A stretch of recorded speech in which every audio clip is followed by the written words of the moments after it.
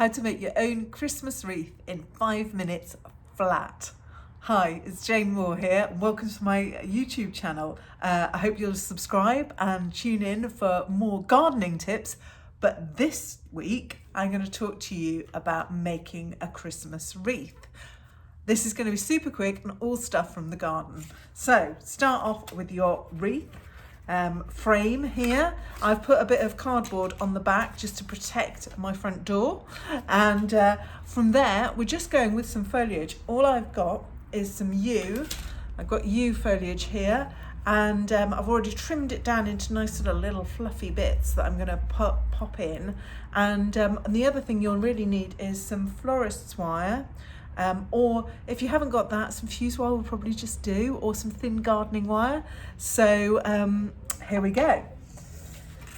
So you start off with your wreath, and all I'm going to do, I've wired the frame, the cardboard onto the frame, and all I'm going to do is just literally just tuck in the yew going round, and I'm going to use some quite fluffy bits like this, and don't worry too much about getting it looking really sort of neat, because you can always sort of tidy it up a little bit afterwards.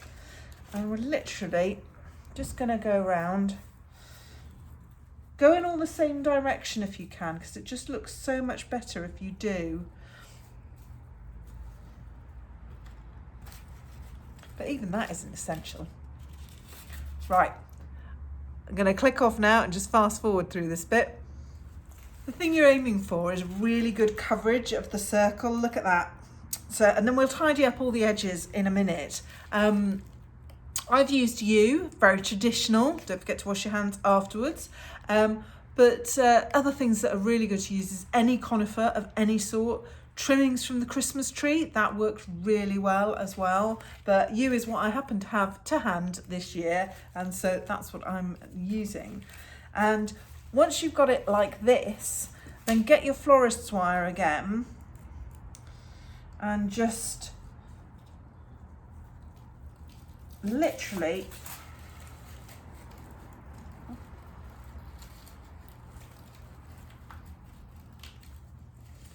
wind it round, pulling in all of the sort of loose bits as you go.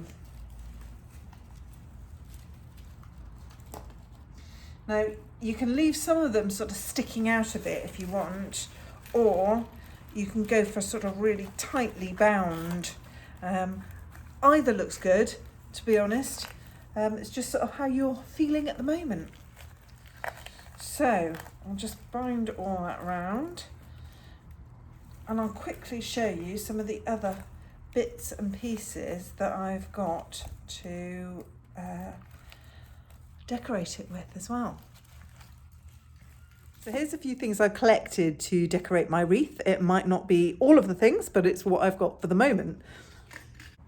So there you can see I have got some pyracantha berries. Watch out, bit prickly. Holly berries would be good too. I've got some little variegated little sprigs of euonymus. You could have holly or ivy or all sorts of other things as well. I've got some of these. These are poppy seed heads that I collected and dried, and I've just given them a quick squeeze over with a gold spray. And then this one is the surprise one, because these I collected actually for the seed for my veg patch, and these are parsnip flower heads, but they look great sprayed up a little bit, don't they? So just really have a bit of a collect and a bit of a play and see what you can find. Right, let me finish off binding this up. Right, I finished off binding it up. As you can see, it's still a little bit loose around the edges, and this is a good time to actually suss out which is going to be the top and which is going to be the bottom. I usually find there's one skinny bit that just begs for the ribbon to hold it, and it's going to, on this one, it's going to be this bit at the top, I think. That just seems like the obvious place. At this point, you can also add in a little bit of extra foliage if you feel it's still a bit thin. But usually I find it's okay, because remember, you've still got all these other bits and pieces to add. So let's start doing that.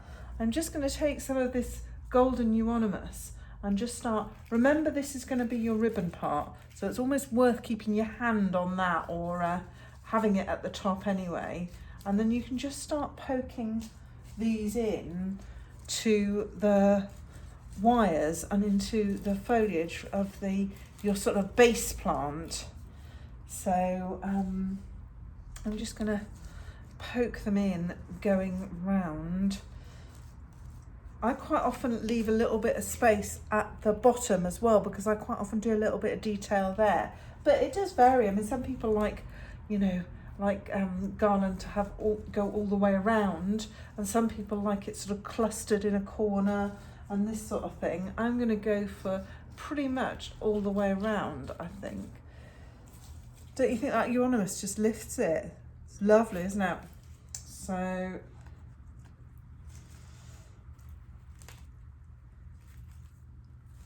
we go. If you had a variegated holly, it'd just be perfect for this sort of thing.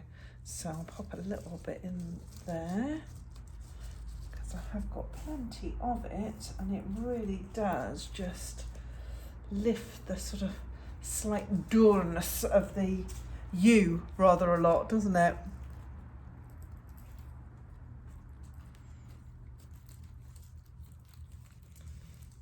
Okay, see, it's coming along, isn't it, already? And then I'm going to probably do my pyracantha berries next. These are a little bit fiddly and a little bit spiky, and I haven't got that many of them, and they do keep dropping off, which is a bit annoying. So I'm just going to do a few strategically placed sort of clumps, I think. I'm going to have to put this down.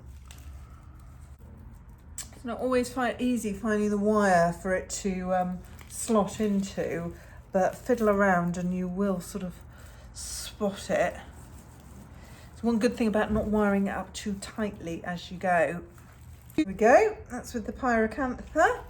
And then a few more little goldy bits. Do we think those? Or those? Or both? Actually both. I sometimes find it's best not to have too many elements going on, because it can end up looking a little bit muddled if you're not careful. But I must admit, I'm so pleased with these parsnip flowers that I've been dying to use them. Best to keep things in threes if you can. They just tend to look better if it's little clumps of three. So with these, I'd either use them as a clump of three in a cluster, or just singly. And what I'll probably do with this is I'll probably use the odd one or two just singly, and then I'll do a little cluster somewhere as well.